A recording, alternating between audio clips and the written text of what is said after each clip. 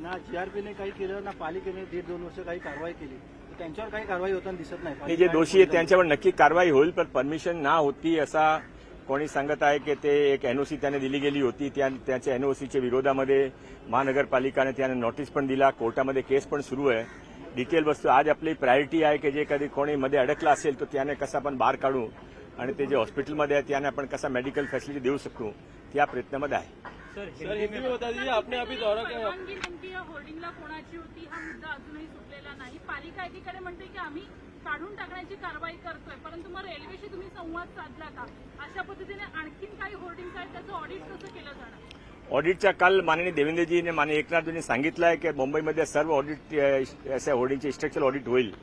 परवानगी कोणाने दिली असेल असा आपण गृहीत धरतो। एनओसी दिली होती 2020-21 मध्ये, त्यानंतर महानगरपालिकाची एनओसी नव्हती, ते पोलीसचे जे अधिकारी होते त्याने एनओसी दिली होती। त्या एनओसीची अट पाळली गेली का नाही गेली हा पण एक प्रश्न आहे, आणि नंतर महानगरपालिकाची परवानगी घेतल्याशिवाय ती उभा केला गेला, म्हणून तर महानगरपालिका कोर्टामध्ये गेला, नोटीस पण दिला, कोर्टामध्ये केस सुरू आहे। 40x40च्या होर्डिंगची परवानगी असताना इकडे 120 फुटाचा होर्डिंग लागतोय गेले 2 वर्षापासून।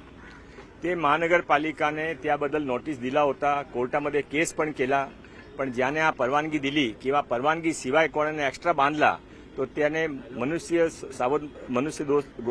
बरच्या दोष यांच्यावर गुन्हा नोंदला जाईल। सर, तुमच्या पक्षाकडून एक फोटो ट्विट करण्यात आला आहे की ज्यांचं हे होर्डिंग आहे त्यांचा फोटो उद्धव ठाकरेंसोबत आहे, राजकारण केलं जात आहे आता या घटनेचं? नाही, असं नाही आहे। ते कोण होता सर्वांनी शोध होती म्हणून ते त्यांचे फोटो सापडली, ते त्याने दिले फोटो, त्यामध्ये काही राजकारण नहीं है। सर बताएं कि जिस प्रकार से घटना हुई, चूक कहां पर है, कौन कौन लोग जिम्मेदार हैं, क्या कुछ मौजूदा जानकारी है और सरकार किस प्रकार से जो है वो कार्रवाई करेगी? चूक सिस्टम में, चूक आदमी के पैसे की भूख में, चूक कानून मेरी जेब में है इस भूमिका में। यहाँ पर एनओसी लेकर एक एनओसी लेकर पूरा बांध लेना, जो बाकी महानगरपालिका की एनओसी होती है या बाकी एनओसी होती है वो नहीं लेना, ये भयानक है। इसके बाद में भी महानगरपालिका ने बहुत अच्छे तरीके से अपना काम किया, उन्होंने नोटिस दिया, कोर्ट में केस दिया, पर अभी तक उसका निर्णय नहीं, और दुर्दैवी से ये घटना हो गई। पर इसके बारे में जो भी दोषी है उन सब के ऊपर कार्रवाई होगी।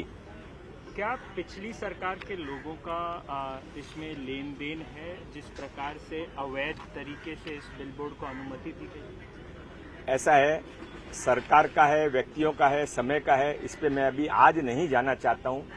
हम सरकार में बैठे हुए पालक मंत्री के नाते और हमारे सब नेताओं की ये जिम्मेदारी, हमारी ये पहली प्रायोरिटी ये है कि जो लोग अभी भी कुछ ऐसी एक आध दो अंदर अटके हुए हो सकते हैं उनको पहले सुखरूप बाहर निकाला जाए, और जो हॉस्पिटल में भर्ती हैं उनकी बराबर उनकी तीमारदारी और वो अपने अपने घर जाए।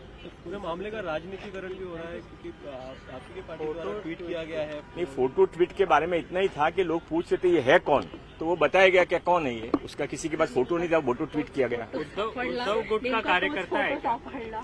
ते सापडला, ते असेल तर सापडला ना, कोणी क्रिएट केलं नहीं ना। जो जख्मी है उनके लिए कोई आप लोग विचार कर रहे हैं फाइनेंशियल? 50,000 रुपये मैंने माननीय मुख्यमंत्री एकनाथजी शिंदे, माननीय उप मुख्यमंत्री देवेंद्र जी फडणवीस इनसे बात करके 50,000 रुपये प्रत्येक जख्मी को देना, जिसको 60% से कम परमानेंट डिसेबिलिटी होगी उसको 75,000 देना, और जिसको 60% से ज्यादा परमानेंट डिसेबिलिटी होगी उसको 2.5 लाख रुपया देना, और सारा मेडिकल ट्रीटमेंट लोगों का सरकार और हॉस्पिटल करेगी। सर, असं म्हणाले आहे की लोकसभेच्या निवडणुकीनंतर कर्नाटकातलं सरकार बनणार, कर्नाटकात नाथ पॅटर्न जो आहे तो राबवला जाणार आहे, काय प्रतिक्रिया आहे? त्याने विचारावं लागेल। सर, हे होल्डिंग रेल्वेच्या अखत्यारीत येतं, पालिका प्रशासनानं राज्य सरकारनं आपली भूमिका मांडली आहे, रेल्वेशी तुम्ही समन्वय साधला का? त्यांच्याशी पालकमंत्री म्हणून तुम्ही काही बातचीत केली? असं आहे की तुमचा प्रश्न बरोबर आहे, पण आज आपली प्रायोरिटी कोणाने ते बोलवायच्या, त्यांचे प्रश्न विचारायचा हा नाही आहे। पूर्वी जोपर्यंत हे सर्व डिगणा काढ जात नाही, ते मध्ये कोणी असेल त्याने सुटका स्वरूपण करत नाही, तोपर्यंत मी थांबू, उद्यापर्यंत हा कामावर आपण लागू। ठीक ठीक। थँक्यू।